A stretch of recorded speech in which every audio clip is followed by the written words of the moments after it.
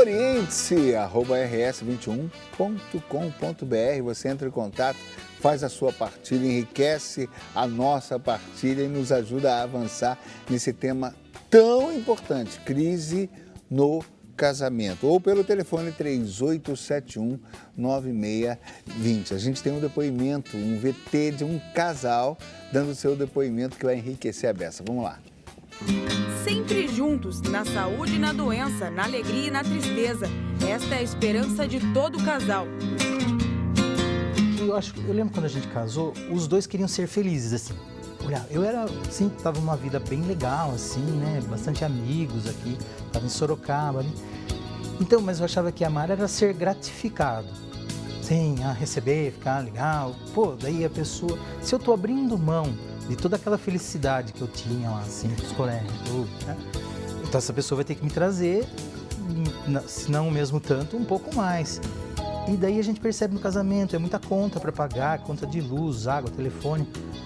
Todo mundo tem uns 5 carnês hoje em dia, né? Mas além das contas a pagar, há muitas brigas. E assim, muitas vezes eu que começava as brigas por causa de ciúme, né? Muito ciúme eu tinha dele. Na verdade, a gente era muito imaturo, né? Porque eu colocava ele para fora, entre aspas, naquele momento, no ímpeto, na briga, eu espanhola, sangue quente, mas na hora que ele saía eu já estava chorar. Eu falava, mas não era isso, mas daí eu já tinha feito, né? Então, eu senti que eu fui tolhido, assim, na liberdade no começo, porque eu falava, mas como assim? Então ela não me ama porque eu sou assim e ela não me percebe como eu realmente sou. E aí tem aquela questão do lado espanhol dos dois, que a gente é muito pouco humilde, eu acho que na época. Então eu sabia que era humildade, assim, racionalmente, mas viver a humildade, a compaixão, observar o sofrimento da outra pessoa, olha, isso aí a gente vai se habilitando na vida da gente, não é tão simples. Quantas vezes vocês, assim, já casados, se separaram mesmo, assim, essas crises de separação? Separar mesmo 3, mas separar no papel... Uma vez. Foi uma vez. Que foi no começo? Como que foi? Não, a última. Foi, acho que a terceira. Em 2004. E olha que fui eu que pedi a separação. Segunda. É. A gente foi tão bem pro advogado, porque a gente foi assim... sabe, como a gente falou para ele, que havia amor, mas não havia um entendimento, assim. Então, na hora ali no advogado, a gente até chorou. Ele falou, nossa, mas... A gente achou que era incompatibilidade de gênios. Eu falei, nossa, descobrimos que é incompatibilidade de gênios, assim. Então, numa das separações, eu cheguei até a namorar uma outra pessoa, que a gente estava separado mesmo, assim, né? Então, foi um momento super, super difícil, que eu sei que foi para a Sônia. Mas naquele momento foi importante, eu acho que para o casal, para eu perceber que muitas das insatisfações eram comigo mesmo também. E a gente voltou porque daí ela ficou boazinha, ela começou a frequentar a igreja. Daí eu falei, pô, mas agora a Sônia tá ficando legal. Daí eu falei, vou perder essa pessoa que eu sei dos valores dela. Não, eu acho que frequentar a igreja faz muita diferença. Faz muita diferença. Porque aí você vai lá no final de semana, você recebe toda a palavra, então você... está imbuído de colocar aquilo em prática durante a semana. Eu me ajoelhei, eu fiz uma oração, assim, isso eu me lembro, assim, que foi para mim, que é o que segura a minha fé hoje, foi muito bonito mesmo. Eu ajoelhei porque eu ajoelhei no quarto do Mateus, ali, que hoje o Mateus dorme nesse quarto. E eu já estava cansada de sofrer, porque eu sempre amei muito ele, então cada vez que a gente separava, para mim era, assim, horrível. E eu lembro que eu me ajoelhei no chão, que eu já estava tão cansada de chorar, de sofrer. E daí eu falei, Deus, olha, eu não vou pedir mais nada, eu entrego para o Senhor. Se não é Ele mesmo, que o Senhor decida a minha vida. Se não é Ele, eu vou aceitar, vou caminhar, vou criar meu filho, porque naquele momento tinha só o Mateus, né? O Mateus acho que estava com 15 anos. E eu lembro que eu entreguei mesmo para Deus, eu desisti, eu joguei a toalha, porque Deus não quer que a gente fique lutando, eu vou lutar, eu vou conquistar. Então eu entreguei, falei, Deus... está na sua mão agora, eu confio no que for melhor para mim. E foi isso mesmo, isso foi em um dia, no dia seguinte o Ayrton sempre vinha pegar o Mateus, né, para levar o Mateus passear, né, ver o Mateus aqui em casa. Foi no dia seguinte, foi um negócio assim de milagre mesmo, de coisa de Deus mesmo. E ele chegou eu lembro que eu também estava sentada ali, era um quarto que era um escritório, eu estava no computador, e como eu já tinha entregue, falei, não, agora eu vou. E ele chegou e ele não ia embora, ele ficou ali conversando, e eu vi que ele ficava rodeando e não ia embora. Eu falei, nossa, que estranho, né? Daí ele, como que você tá? Começamos a conversar. E daí acho que a gente voltou uns 2 dias depois. Após essa experiência, o casal que só tinha um filho, o Matheus, foi surpreendido por mais uma bênção, a filha Ana. Então acho que Deus ainda me presenteou, porque eu sempre quis ter. O berço do primeiro filho estava guardado no sótão. Então eu achei que Deus curou assim de um jeito tão lindo, tão... Mas foi assim mesmo, foi uma entrega que eu falei, não, porque eu sempre fiquei esperando. Diante de tudo isso, Ayrton ainda tira uma lição, inclusive para a sua vida profissional. Que hoje, quando um casal vem brigando, eu sei a dor que o cara está sentindo e a dor que a mulher está sentindo. Porque eu pude perceber quanto que eu causei de dor na Sônia. E aí que eu começo a ver que eu acho que eu estou começando a aprender o que é comungar, sabe, a própria carne, assim. Efésios, né? Eu não lembro. Efésios. Efésios. Então é uma boa dica para quem quer saber o que é casamento, esse salmo. Porque assim, né? é uma comunhão, né? Então a gente é uma só carne. Então você não corta a sua própria carne, né? Porque dói. Então como é que eu vou fazer com ele o que na verdade eu estou fazendo para mim mesmo? E o que é bacana, né? De você perceber que, embora passem que a vida, para você ser feliz, precisa de um bocado de coisas, não, se vai retornar para o simples para ser feliz hoje em dia, que é ter família. Meu amor, será que eu sei adivinhar quanto amor ainda cabe aqui nesse lugar? Nós temos um ao outro, o mundo é muito pouco. Temos um ao outro e a noite para inventar. Nós temos um ao outro, o mundo é muito pouco. Temos um ao outro. Bom, eu adorei a música. Eu quero perguntar aqui para o Paulo. Paulo, existem crises equivocadas, então?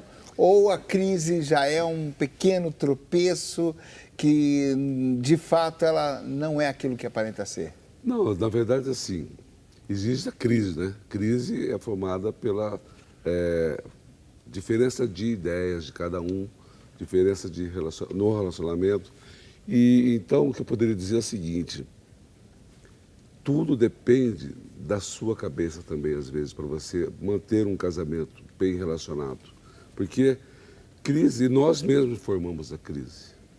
Então, quando tem uma família ou um casal bem estruturado, com um pensamento comum, dificilmente existe crise. Porque quando ele se juntou, ele já sabia também que ele ia passar por todas essas dificuldades. Do nascimento do filho, primeiro, depois da educação dos filhos e por aí afora, né? Até na etapa final da vida, que na doença final, que ele tem que estar ali junto, dando um apoio para a esposa, né? Isso faz parte da vida do casal. E na crise, o que a gente tem que pensar, existe aqui o nosso amigo padre, tem que ter fé que a crise vai passar. Porque se nós nos unimos ali no matrimônio sagrado, nós temos certeza que Deus fez uma só carne, como no próprio depoimento ali do nosso, que nós vimos agora. Juntou-se duas pessoas de uma só carne. E a gente tem que ter a crença que nós vamos ir até o fim. Quando existe crise no casamento, é porque os dois não estavam maduros para acreditar no relacionamento. O Paulo colocou de um jeito interessante aí a fé. A fé, nessa hora, ajuda, padre, por ser essa esperança. Acho que a coisa começa a se perder de uma vez quando a gente perdeu a esperança. Quem acredita no amor, quem acredita na intervenção divina, quem crê, ainda vai buscando ajuda. Ou seja, a fé, nesse caso, ela abre o horizonte para além da própria relação. O casal que vive em si mesmado, né, corre o perigo de sucumbir à crise. Né? Eu acho que, não sei se discordo um pouco do Paulo, a crise eu acho que é inerente à relação. É inerente à pessoa, é inerente ao viver humano. Eu acho que não ter crise seria esperar um nível de amadurecimento tal que não é, talvez, possível a uma pessoa, né? Que é dinâmica. Porque, veja, uma coisa é você começar o processo de vida a dois. Outra coisa é você dar conta, manter por 50 anos, 60. Cada dia é um dia novo. Cada dia é um outro dia. Então, como manter? Agora, eu vejo um dado positivo com a crise. A crise, na minha perspectiva, não é negativa. Não é negativa. Tem um vocábulo da língua chinesa, se eu não me engano. A palavra crise, no vocábulo chinês, ela tem duas outras palavras, que juntando dá crise. Risco e oportunidade. Olha só. Toda crise comporta um risco e uma oportunidade. Ou seja, na crise você pode se danar mesmo, se perder, destruir tudo, aniquilar. Mas pode ter uma oportunidade de crescimento. De crescer, de avançar. Quantos casais, depois de um momento difícil, não realinharam-se, não se refizeram e deram conta de tocar para frente? E ficaram melhores, porque cresceram. Exatamente. Com a crise se pode crescer. Sim. Talvez eu esteja a falar de mim, porque eu cheguei numa fase que hoje eu nem penso em ter crise. Não necessito de crise.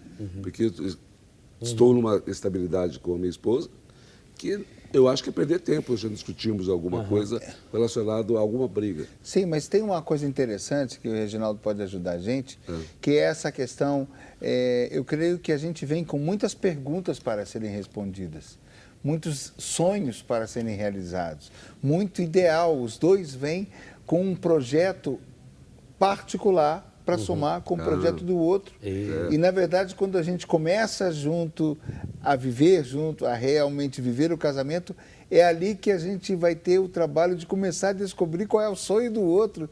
E muitas coisas a gente só vai encontrar depois, não, Reginaldo? Isso. A gente vai vendo assim que um dos problemas que acaba fortalecendo a crise no relacionamento é a expectativa. Então, a pessoa entra num casamento criando uma série de expectativas. Esse ideal, né? Isso, muito idealizadas muitas vezes, né? Então, haverá sexo frequentemente no casamento, né? Quer dizer, haverá alegria frequentemente, haverá abraço e carinho frequentemente. Quer dizer, se eu quero ser tal profissional, minha esposa sempre apoiará isso. Né? E aí, quando as coisas não acontecem dessa forma, a pessoa começa a ficar frustrada. E ao invés dela se colocar no lugar do outro, ela culpa e responsabiliza o outro. Então, tem uma parte individual na relação a dois, né? Tem uma parte, eu também gosto muito quando eu falo para os casais, que começa em mim, né? A questão do meu sim diante do altar. O meu sim é para o outro, mas ele começa dentro de mim, a disposição para essa abertura, para abrir o meu sonho, para fazer do meu ideal, para perceber que é só um ideal, que é grande demais, que não é bem assim. Essa disposição que os dois têm que se ajudar bastante, né, Reginaldo?